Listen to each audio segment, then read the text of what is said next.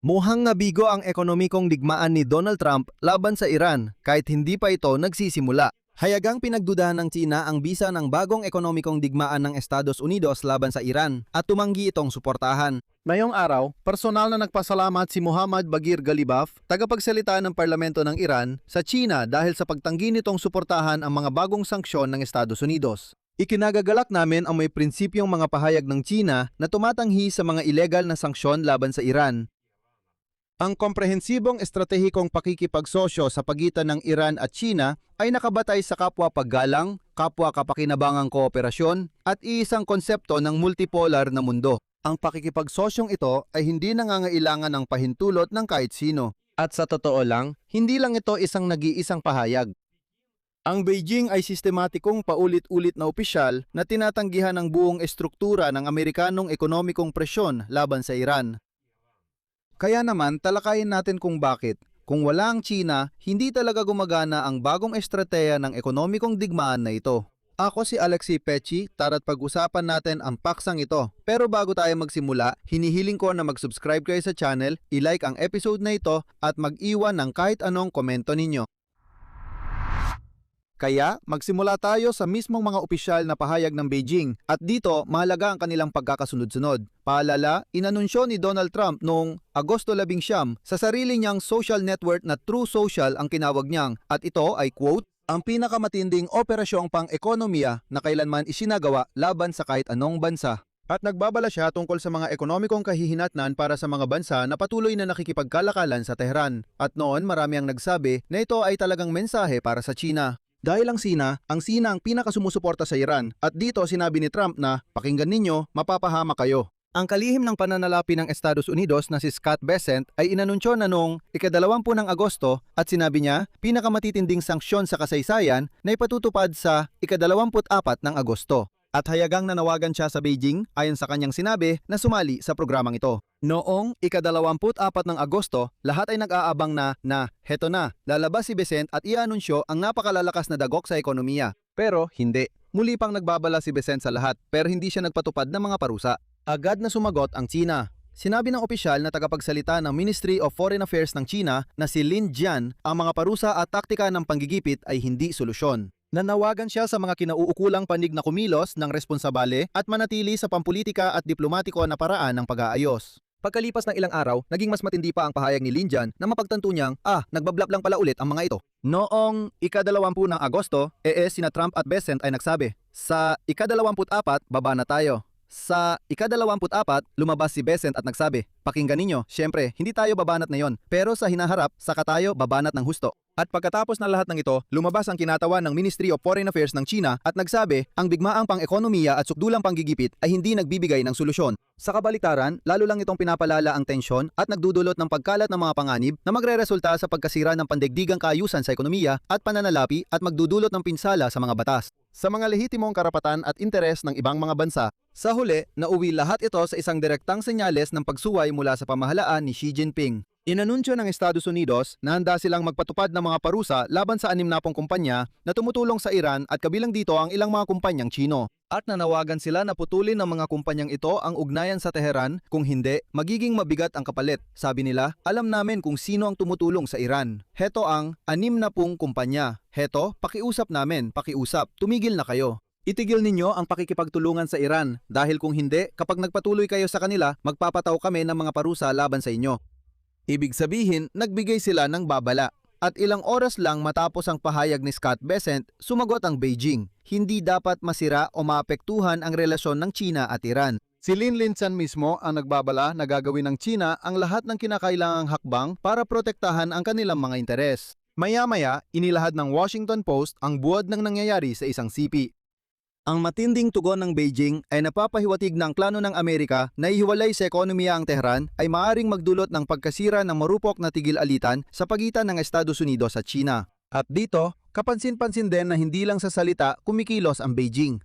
Masasabi ko pa nga, matagal na siyang naghahanda para sa ganitong senaryo. Noong Mayo pa lang ng taong ito, inihayag ng Ministry ng Komersyo ng China ang isang kautusan ng hukuman na nagbabawal sa pagpapatupad ng mga parusang ipinataw ng Amerika laban sa 5 refineria ng langis ng China na inakusahan ng pagbili ng langis mula sa Iran. Tinawag nila mismo ang mga parusa bilang paglabag sa internasyonal na batas. Anong ibig sabihin nito? Ibig sabihin, kahit na magpatupad ng mga parusa ang Estados Unidos ng Amerika laban sa ilang mga kumpanyang Tsino, halimbawa mga refinery ng langis o mga bangkong Tsino, inutusan na ng Partido Komunista ng Tsina ang mga kumpanyang ito na huwag pansinin ang mga parusang yon.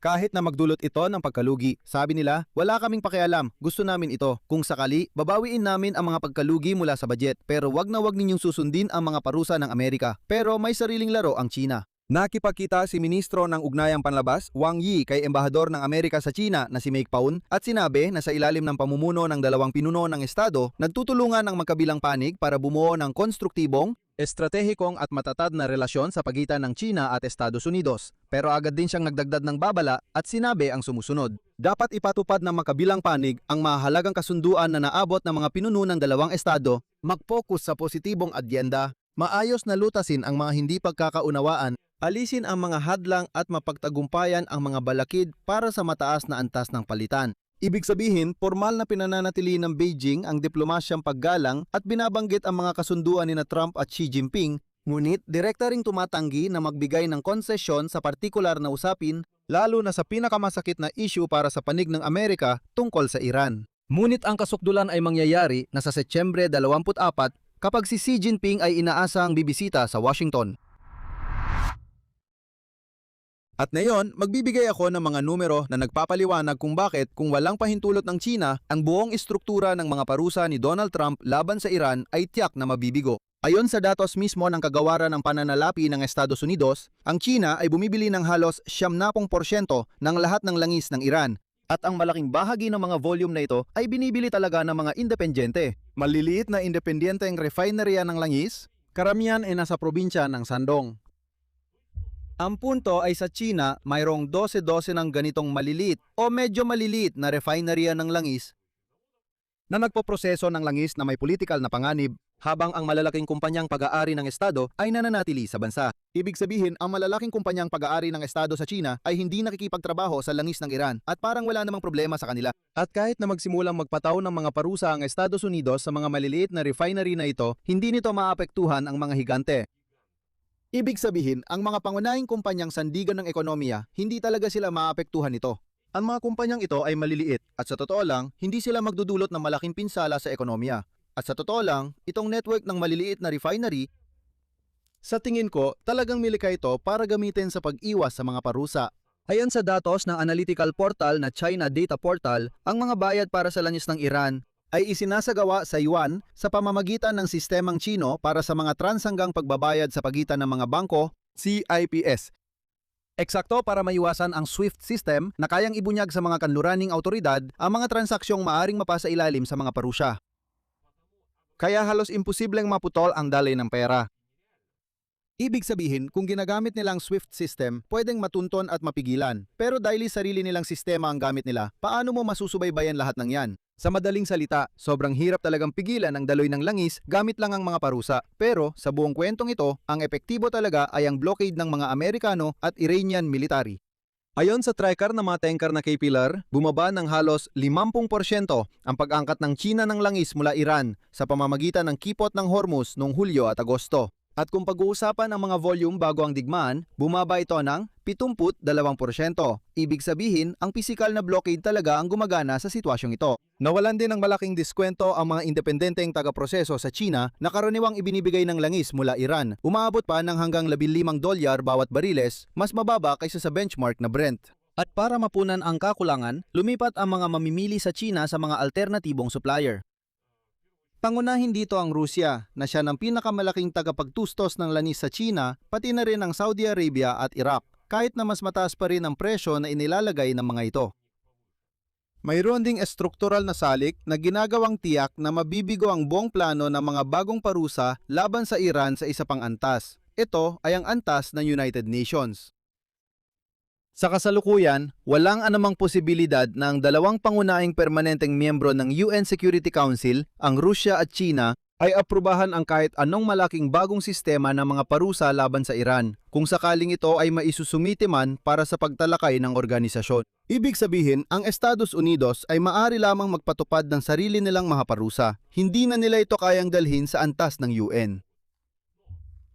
Pero siyempre, hindi rin basta-basta kayang tanggihan ng China ang lahat at suportahan lang si Iran. Hindi ganon. Mahalagang banggitin dito ang kasabay na linya ng pressure sa China kaya napipilitan ng Beijing na magbalanse. Ngayon, binalaan ni Ursula von der Leyen, ang tagapangulo ng European Commission, ang China tungkol sa posibleng digmaang pangkalakalan at sinabi na hindi na kayang tiisin ng European Union ang lumalaking hindi balanse sa kalakalan. Sa nakalipas na 5 taon, tumaas ng 45% ang pag-export ng China sa European Union at lumalagpas ito sa kabuuang export ng European Union papuntang China ng halos 1 bilyong euro bawat araw. Ibig sabihin, may pagkakaiba na 30 bilyon kada buwan. Sa paglitaw ng ganitong disbalance, sinisi ni von der Leyen ang mga hakbang ng proteksyon sa kalakalan na ipinatutupad ng pamahalaan ng China para sa kanilang sariling mga negosyo. Ipapaliwanag ko, ang ibig sabihin nito ay ang China o sa madaling salita, ang Partido Komunista ng China, sila ay nagbibigay ng subsidya sa kanilang mga tagagawa, anumang mga pabrika, para magkaroon sila ng kakayahang magbagsak ng presyo ng kanilang mga produkto at bilang resulta, mapaalis ang mga kakumpetensya sa merkado. Higit pa dyan, minsan nangyayari na ang produktong Chino ay naibebenta pa ng mas mababa kaysa sa aktual na gastos ng paggawa nito. Dahil naunawaan ng kumpanya na ang KPK, ibig sabihin ang Partido Komunista ng China ay magbibiday ng subsidya para mapunan ang mga gastusin na ito. Pero ang malawakang pangdagsa ng murang produktong Chino ay malinaw na magpapali sa kakumpetensyang Europeo. Konklusyon. Ipinahayag ni Donald Trump ang kanyang ekonomikong digmaan laban sa Iran. Tinawag niya itong D-Day, umaasa sa lubos na pagsunod ng lahat, kabilang ang China, ang pinakamalaking mamimili ng langis ng Iran. Ngunit ipinapakita ng Beijing hindi lang ang kawalan ng kagustuhang sumunod, kundi pati na rin ang sistematikong pagtanggi na kilalanin ang pagiging lehitimo ng mismong paraan ng ekonomikong presyon. Nakakakuha ang Iran mula rito hindi lang ng simbolikong suporta, kundi pati na rin ng estruktural na sandigan. Binibigyang diin ko, 70% ng pag-export ng langis ng Iran ay maaaring patuloy na makahanap ng mamimili mismo sa China. Ang mga bayad ay dumaraan ng hindi ginagamit ang sistemang SWIFT na kontrolado ng Estados Unidos at ang karapatang magveto sa United Nations Security Council ay ginagawang halos imposibleng maisakatuparan ang multilateral na paraan ng mga parusa. Kasabay nito, ang mismong digmaan kahit pa walang kinalaman sa mga parusa ay pisikal nang napababa halos sa kalahati ang daloy ng langis mula Iran papuntang China. Ibig sabihin, ang tunay na pinsala sa kalakalan ng langis ng Iran ay hindi gaanong dulot ng ekonomikong presyon ng Washington, hindi rin ng bagong patakaran ng mga parusa, kundi ng mismong pisikal na military blockade.